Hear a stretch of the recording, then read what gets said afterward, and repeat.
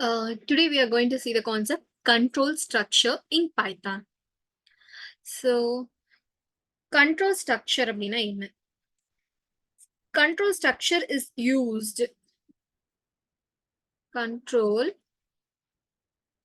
structure is used for decision making. இப்ப நம்ம வந்து ரெண்டு பிளாக் ஆஃப் ஸ்டேட்மெண்ட்ஸ் இருக்குன்னு வச்சுக்கலாம். மோர் தென் 2 பிளாக்ஸா கூட இருக்கலாம். எந்த பிளாக் வந்து நமக்கு ஒர்க் ஆகணும், எந்த பிளாக் மட்டும் எக்ஸிக்யூட் ஆகணும், செலக்டட் பிளாக்கை மட்டும் எப்படி எக்ஸிக்யூட் பண்றது. So this is one way of decision making. Another one is iteration. How many times you want to repeat it. So both we will discuss in this case. Control structure is used for decision making process. Decision making process, and it has two categories. It has two categories. Number one, selection. Number one, selection. Number two, iteration. So இப்ப நம்ம first நம்ம selection வந்து நம்ம பார்க்கலாம்.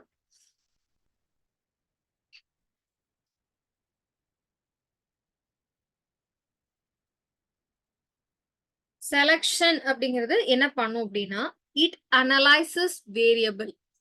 என்ன பண்ணும்? It analyzes variables by condition according to which it will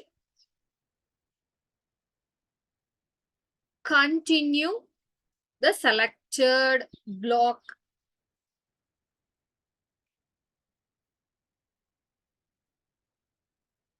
for execution. So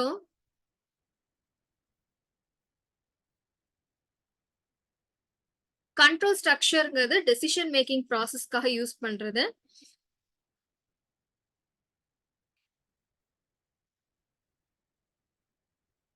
அது மட்டும் இல்லாம அதுல செலக்ஷன் அண்ட் ஐட்ரேஷன் சொல்லிட்டு ரெண்டு ப்ராசஸ் இருக்கு.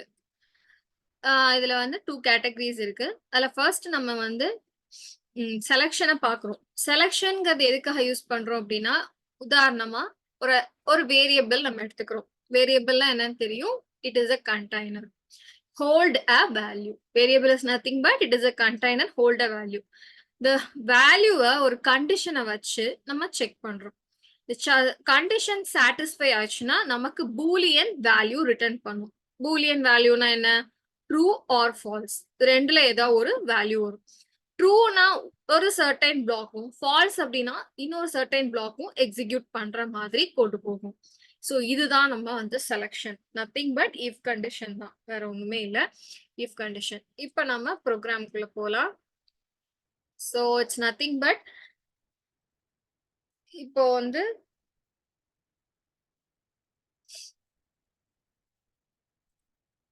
ஒரு வேரியபிள் டிக்ளேர் பண்ணிக்கலாம்.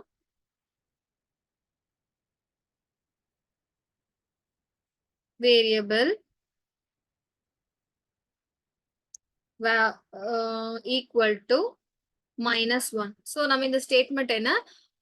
வேரியபிள் ஈக்குவல் டுக்கு லெஃப்ட் சைட்ல இருக்கிறது container, that is a variable. Equal டுக்கு ரைட் சைட்ல இருக்கிறது இட்ஸ் அ வேல்யூ. அதுவும் நெகட்டிவ் வேல்யூ நம்ம மென்ஷன் பண்ணியிருக்கோம். So what is the meaning of this statement? The var var is a variable. It holds a negative value of -1. Okay, so அதுதான் நம்ம இங்க கொடுத்திருக்கோம். இப்ப நாம வந்து ஒரு கண்டிஷன்ஸ் கொடுத்து செக் பண்ணலாம். இந்த வேல்யூ வந்து பாசிட்டிவா நெகட்டிவா அப்படின்னு சொல்லிட்டு பார்க்கலாம். ஃபர்ஸ்ட் நம்ம இஃப் மட்டும் வச்சு பார்க்கலாம். சோ இஃப் என்னது? the variable name less than 0. colon is a syntax. if syntax colon syntax. நடுவுல இருக்கிறது கண்டிஷன். வேரியபிள் லெஸ் தென் 0வா இருந்தது அப்படின்னா சோ நம்ம என்டர் பண்ணும் போதே ஆட்டோமேட்டிக்கா அந்த கர்சர் வந்து கொஞ்சம் இன்டென்ட் ஆயிருக்கு. இன்டென்ட் அப்படின்னா என்னன்னா இது வந்து space at the beginning of the code. ஓகேவா? சோ கொஞ்சம் இன்டென்ட் ஆயிருக்கு. எதுக்காக இன்டென்ட் ஆயிருக்கு அப்படின்னா instead of curly braces in other languages it is using indentation. so இதுவும் syntax தான். நமக்கு என்ன பண்ணணும்? print display பண்ணணும். display பண்றதுக்கு print ஆக்சுவலா நமக்கு இங்க என்ன இருக்கு? மைனஸ் லெஸ் தென் 0 0 விட கம்மியா இருந்ததுன்னா நம்ம என்ன சொல்லுவோம்? Negative value. சோ இத நம்ம வந்து கொட்டேஷனுக்குள்ள ஸ்ட்ரிங்கா நம்ம வந்து மென்ஷன் பண்ணலாம். Negative value. So entire code என்ன சொல்ல வருது அப்படின்னா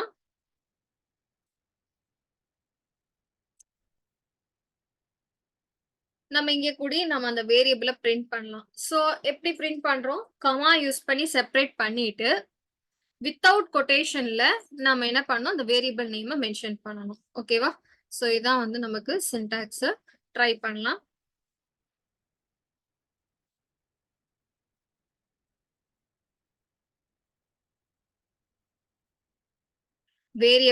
வேரியபிள்ல -1ங்கிற வேல்யூவை அசைன் பண்றோம். the 13th கோட் என்ன சொல்லுது அப்படின்னா வேரியபிள்ங்கிறதுல -1 வேல்யூவை அசைன் பண்றோம்.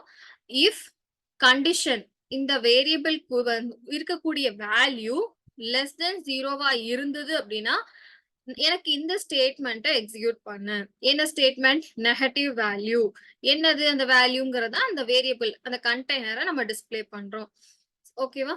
சோ இதுதான் நம்ம வந்து செலக்ஷன்ல நம்ம பாக்குறது. Okay, if condition. இதுல வந்து நெக்ஸ்ட் இதுல வந்து நம்ம என்ன பண்ண முடியும் அப்படின்னா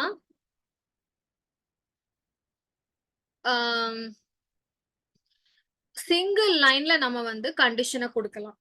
S possible. For example if இப்ப நம்ம இதுக்கு முன்னாடி கொடுத்திருக்கிறதுல வந்து நம்ம பிரேஸ் ஓபன் பண்ணிருக்க மாட்டோம். இதுல வந்து பிரேஸ் ஓபன் பண்ணிக்கலாம். சோ இதுல இருந்து என்ன தெரியுது? பிரேஸ் இல்லாமையும் கொடுக்க முடியும். ஓகேவா? சோ ஆனா கோலன் கண்டிப்பா கொடுக்கணும். கோலன் கண்டிப்பா கொடுக்கணும். ப்ரீவியஸ் எக்ஸாம்பிள்லயும் சரி, இப்ப நம்ம பாக்குற எக்ஸாம்பிள்லயும் சரி நம்ம வந்து கோலன் கொடுக்கிறோம். if var is nothing but variable, it is user defined. நீங்க என்ன நேம் வேணாலும் மென்ஷன் பண்ணலாம். இப்ப இங்க நம்ம என்ன பண்ணிக்கிறோம்? ஃபர்ஸ்ட் வந்து வேரியபிள வேல்யூவா அசைன் பண்ணிக்கிறோம். Variable equal to 1 positive value கொடுக்கிறோம். ஓகேவா? இப்போ -1 கொடுத்துடலாமா? ஓகே. இப்போ வேரியபிள் ஈக்குவல் டு -1 அப்படின்னு நம்ம மென்ஷன் பண்ணிட்டு இஃப் வேரியபிள் ஈக்குவல் டு -1 இருந்ததுன்னா டபுள் ஈக்குவல்ஸ்னா என்ன? கம்பேரிட்டிவ். சோ கம்பேரிட்டிவ் ஆப்ரேட்டர், அதாவது அந்த கண்டெய்னருக்குள்ள இருக்கக்கூடிய வேல்யூவும் -1ம் ஈக்குவலா இருந்ததுன்னா எனக்கு பிரிண்ட் பண்ணு. அப்ப என்ன ஆகும் அப்படின்னா இந்த இஃப் கண்டிஷன் வந்து இஃப் பக்கத்துல கொடுத்திருக்கிற கண்டிஷன் எப்பவுமே ஒரு பூலியன் வேல்யூவை நமக்கு ரிசல்ட்டா கொடுக்கும். இப்போ இதை மட்டும் செக் பண்ணுங்க. வேரியபிள் குள்ள -1 இருக்கு. -1 கம்பேரிட்டிவ்லி -1 எஸ் ட்ரூ. அப்ப ட்ரூவா இருக்கும். ட்ரூன்னு வரும்போது நமக்கு என்ன டிஸ்பிளே வரணும்?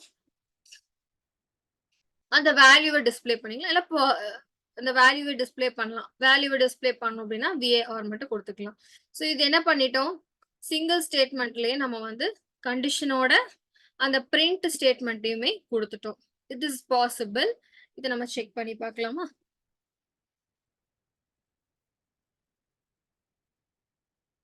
ஓகேவா? சோ -1 பிரிண்ட் ஆயிடுச்சு. ப்ரீவியஸ் எக்ஸாம்பிள்ல நெகட்டிவ் வேல்யூ -1 அதை நம்ம க்ளோஸ் கமெண்ட் பண்ணிருக்கோம். சோ இதோடது மட்டும் எக்ஸிக்யூட் ஆகும் -1. ஓகே. சோ இப்போ நம்ம நெக்ஸ்ட் என்ன பண்ணலாம்னா எல்ஸ் பார்ட் வந்து கொடுத்து பார்க்கலாம். எல்ஸ் பார்ட்ங்கிறது என்ன அப்படின்னா இப்போ கண்டிஷன் சாட்டிஸ்ஃபை ஆச்சு அப்படின்னா தான் நமக்கு என்ன ட்ரூவா இருந்தா மட்டும் நமக்கு இந்த வேல்யூ எக்ஸிக்யூட் ஆகும். ஃபால்ஸா இருந்தது அப்படின்னா பூலியன் வேல்யூல ட்ரூ இருக்கு, ஃபால்ஸ் இருக்கு. ட்ரூனா பிரிண்ட் பண்ணும், ஃபால்ஸ்னா என்ன பண்ணணும்? எல்ஸ் பார்ட்டை நம்ம கொடுக்கணும். Okay. So same var is equal to இப்போ என்ன பண்ணலாம்னா பாசிட்டிவ் வேல்யூ கொடுக்கலாம். var is equal to 1 if var greater than 0 spaces கொடுத்தோம்னா கோடிங் வந்து நீட்டா இருக்கும். as usual indentation. indentation என்னன்னு ஆல்ரெடி சொல்லிருக்கேன். So it refers to the space at the beginning of a code line. Okay. So if var greater than 0 இருந்தது அப்படின்னா நமக்கு என்ன print பண்ணணும்?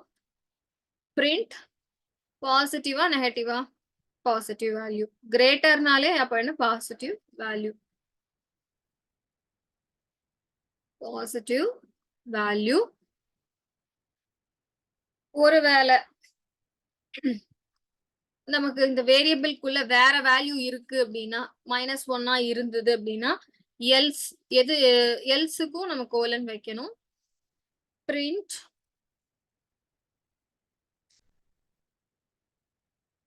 Negative value. Okay, negative value. So that's it. இதுதான் நமக்கு else part. If condition, இஃப்க்கு கீழே கொடுக்கறது if black, else கீழே இருக்கிறது எல்ஸ் பிளாக். கண்டிஷன் ட்ரூவா இருக்கு அப்படின்னா அதுக்கு இப்ப இஃப் பக்கத்துல இருக்கிற கண்டிஷன் ட்ரூவா இருந்ததுன்னா இஃப் பிளாக்கோட ஸ்டேட்மெண்ட்ஸ் எக்ஸிக்யூட் ஆகும். அதர்வைஸ் இஃப் கண்டிஷன் வந்து ஃபால்ஸ் ரிட்டர்ன் பண்ணுது அப்படின்னா எல்ஸ் பார்ட் வந்து டிஸ்பிளே ஆகும். ஓகேவா? Positive value. இப்ப நம்ம வேல்யூவை சேஞ்ச் பண்ணி பார்க்கலாம். -1 நெகட்டிவ் வேல்யூ. ஓகேவா? ஸோ இதுதான் நமக்கு வந்து அவுட்புட். ஸோ கன்சோல் அப்படிங்கிறதுல தான் நம்ம அவுட்புட் பார்த்துட்டு இருக்கோம். கன்சோல் நத்திங் பட் இது வந்து ஒரு டெக்ஸ்ட் பேஸ்டு இன்டர்ஃபேஸ். இதுல தான் இன்புட் அவுட்புட் அதெல்லாமே நம்ம ஒர்க் அவுட் பண்றது. இங்க இருக்கிறது நம்ம ஃபைல். ஆஸ் யூஷுவல் நம்ம பார்த்துருக்கிறது தான். நெக்ஸ்ட் வந்து நம்ம பார்க்க போறது மல்டிபிள் கண்டிஷன்ஸ் இருந்ததுன்னா எப்படி நம்ம கொடுக்கலாம்னு பார்க்கலாம். Okay, so multiple conditions. For example சுவிட்ச் போர்டு இருக்கு. சுவிட்ச் போர்டில் வந்து பார்த்தீங்கன்னா எந்த சுவிட்சை நம்ம ப்ரெஸ் பண்ணுறோமோ லைட் சுவிட்ச் ஆன் பண்ணால் லைட்டு, ஃபேன் சுவிட்ச் ஆன் பண்ணால் ஃபேன். ஸோ அந்த மாதிரி எந்த கண்டிஷன் சாட்டிஸ்ஃபை ஆகுதோ அதுக்குண்டான இது மட்டும் எக்ஸிக்யூட் பண்ணுறதுக்கு நம்ம எப்படி பார்க்கலாம்னா எலிஃப் ஸ்டேட்மெண்ட் யூஸ் பண்ணணும். பார்க்கலாமா?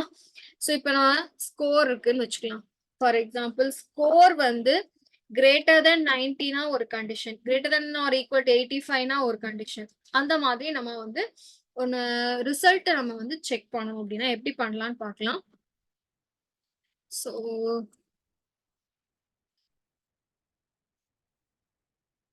ஸ்கோர்ங்கிற ஒரு வேரியபிள்ல நம்ம வந்து ஒரு வேல்யூவை மென்ஷன் பண்றோம். ஓகேவா? ஸோ ஸ்கோர்ல மென்ஷன் பண்றோம். செமிகோலன் இல்லை. ஓகேங்களா? No semicolon. If score greater than or equal to 90. If score greater than or equal to 90.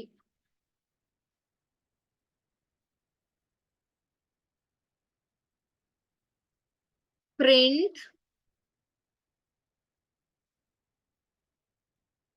A grade. Elif else plus if அதான் elif இங்கே நம்ம கண்டிஷன் கொடுக்க முடியும். எல்ஸ்ல கண்டிஷன் கொடுக்க முடியாது. elifல கண்டிஷன் கொடுக்கலாம். ஸ்கோர்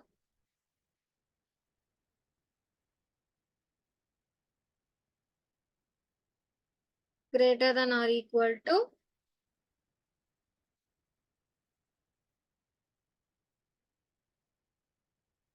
85. ஸோ மறக்காம கோலன் கொடுக்கணும்.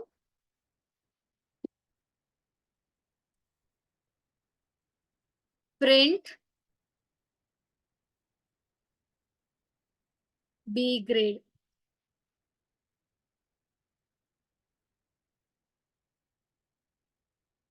elif ஸோ மோர் தென் ஒரு கண்டிஷன்ஸ் நம்ம வந்து கொடுத்துக்கலாம். Score greater than or equal to 70 colon print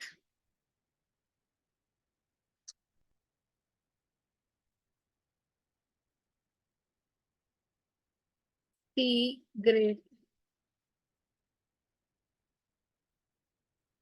Else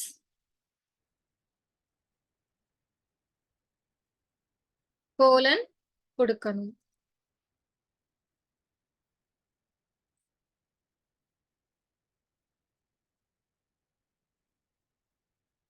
print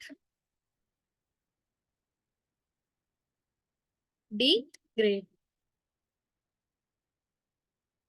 okay. So multiple கண்டிஷன்ஸ்ல நமக்கு வந்து ஃபர்ஸ்ட் ஒரு வேரியபிள் கண்டெய்னர்ல 95ன்னு ஸ்டோர் பண்ணி வச்சிருக்கிறோம். நமக்கு இப்போ அந்த கண்டெய்னர்ல எவ்வளவு என்ன வேல்யூ இருக்குன்னு தெரியாது. மேபி யூசர் கிட்ட இருந்து வாங்குற மாதிரியும் வைக்கலாம். ஸோ நம்ம இங்க வந்து டிக்ளேர் பண்ணிருக்கோம். இது வந்து டிக்ளரேஷன்.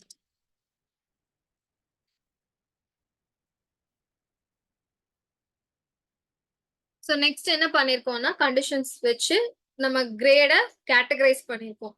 90க்கு மேல இருக்கு அப்படின்னாலே ஏ கிரேட் சொல்லிடணும். இல்ல 90க்கு மேல இல்ல அப்படின்னா செகண்ட் லெவல். 85க்கு மேல இருக்கா இருந்தது அப்படின்னா பி கிரேட். அப்பவும் வரல. அப்போ 70க்கு மேல இருக்கு 70க்குள்ள வருது அப்படின்னா சி கிரேட். இல்ல அப்படின்னா டி கிரேட். 90க்கு மேலனா ஏ கிரேட். 90 அதுக்கு கீழே வரும்போது 85, அதுக்கு கீழே வரும்போது 70, அது இல்லைன்னா டி கிரேட். ஸோ நம்ம பார்க்கலாம். Answer is A grade because 95. So 95, 90, above 90, so automatically A grade.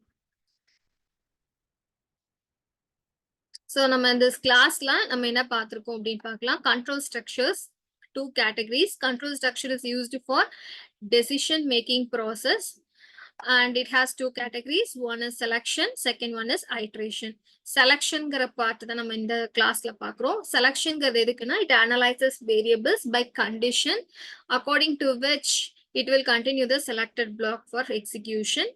So அதுல வந்து நம்ம இஃப் கண்டிஷன்ஸ் மட்டும் வச்சு எப்படி எக்ஸிக்யூட் பண்றது, அதே மாதிரி இஃப் சிங்கிள் ஸ்டேட்மெண்ட்ல நம்மளால கொடுக்க முடியும், அதே மாதிரி with print statement, and then else பார்ட்டை இன்க்ளூட் பண்ணி நம்ம எப்படி ஒர்க் பண்றது, அதே மாதிரி மல்டிபிள் கண்டிஷன்ஸை கொடுக்கலாம். இதுல வந்து டபுள் கண்டிஷன்ஸ் வேணாலும் மென்ஷன் பண்ணிக்கலாம் அண்ட் யூஸ் பண்ணி, இந்த பார்ட்ல இருந்து இந்த பார்ட் வரைக்கும் அப்படின்னு சொல்லிட்டு டபுள் கண்டிஷன்ஸ் யூஸ் பண்ணிக்கலாம். அதுக்கு வந்து நம்ம லாஜிக்கல் ஆப்ரேட்டர் அண்ட் ஆப்ரேட்டர்ஸை யூஸ் பண்ணிக்கலாம். Okay, so that's it.